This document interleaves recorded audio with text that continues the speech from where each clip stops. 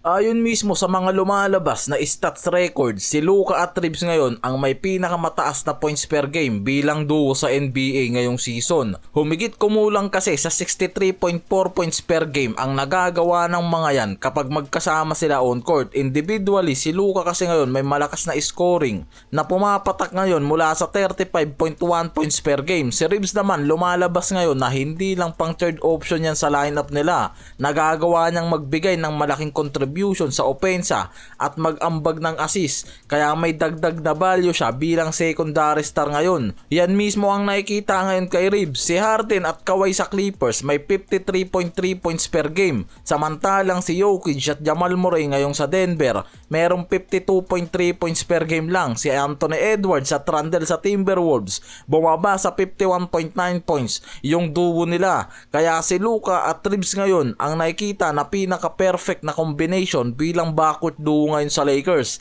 dahil sa 63.4 points per game ang natatala ng mga yan kapag magkasama sila pagdating sa backcourt.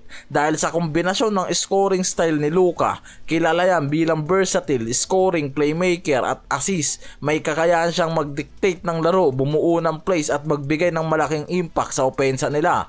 Si Reeves naman ang nagdadala ng additional shooting lalo na mula sa 3-point arc plus hustle. Bukod sa scoring, nagbibigay siya ng spacing para kay Luka na mas kumilos at minsan siya rin yung nagiging secondary shot creator kapag naka-double team si Luka. Ito nga raw yung klase ng tandem na kung kalaban mo nakatuon lang o nakapokus kay Luka, may Reeves pa na pwedeng bagsakan ng opensa. Kaya nakikita talaga na sobrang ganda ng kombinasyon ng mga to pagdating sa backcourt. May synergy at rhythm, hindi lang basta sumasabay nga raw sa points, nagkakatalis din sila para sa isa't isa. Kapag mainit ang isa, madalas sumusunod yung isa rin. May chemistry na nagre-reflect sa efficiency ng offensive flow nila pagdating sa lineup.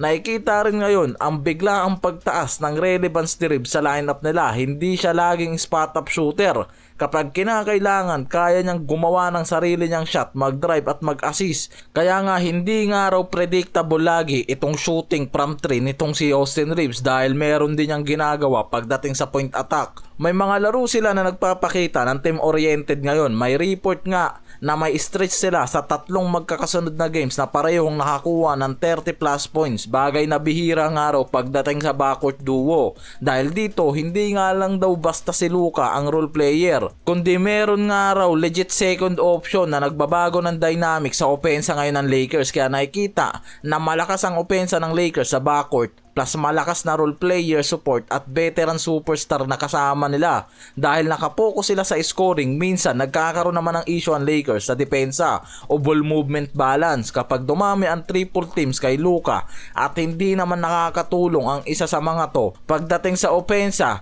nagkakaroon sila ng problema lalo na kung hindi maganda ang laro nitong si Reeves o nitong si Lolo Bron. Nawawala ng support dyan dahil kapag hindi gumana si Reeves o na double team si Luka, bumababa yung offensive efficiency nila. Ibig sabihin, minsan vulnerable ang team pag dependent lang ang tandem nila. Sa long term, kailangan nga raw may malakas na supporting cast para hindi maubos ang defensive effort at may alternative na laro pagdating sa opensa. Ibig sabihin, hindi pwedeng Luka plus Austin Reeves lang at LeBron ang kinakailangan nila. Nakikita naman ngayon na si Ayton ang nagiging perfect center ngayon sa Lakers at nare-reach nito ang mataas na expectation sa kanyang team. May perfect offensive night yan kontra Philadelphia. May double-double na record yan. Nakagawa yan ng 14 points, 12 rebounds, 2 assists. May 7 of 7 mula sa field.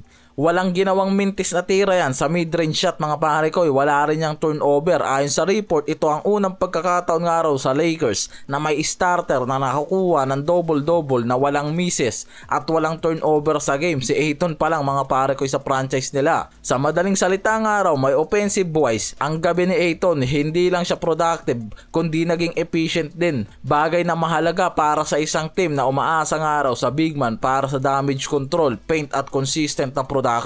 Sinabi naman ni Redick na si Ayton nga raw ang naglilid sa kanila pagdating sa end of the floor nila. Ibig sabihin siya yung nagdadala ng energy at effort sa depensa ng Lakers, lalo na walang Marcus Smart o Vanderbilt na support. Binanggit ni Redick na si Ayton raw ang disrupted, may drop coverage pagdating sa pick and roll at protection sa rim, kumuha ng loose ball, nagblock ng tira at minsan nagsiswitch siya para depensahan itong si Tyrese Maxey. Ang depensa ng Lakers nung second half ng laro nila matapos silang makakuha ng 60 points sa first half. Malaking araw yung naging improvement ng mga to pagdating sa opensa at depensa, at malaking bahagi nga raw dyan itong si DeAndre Ayton, kaya hindi nga lang daw to naaasahan ng Lakers sa defensive versatility niya.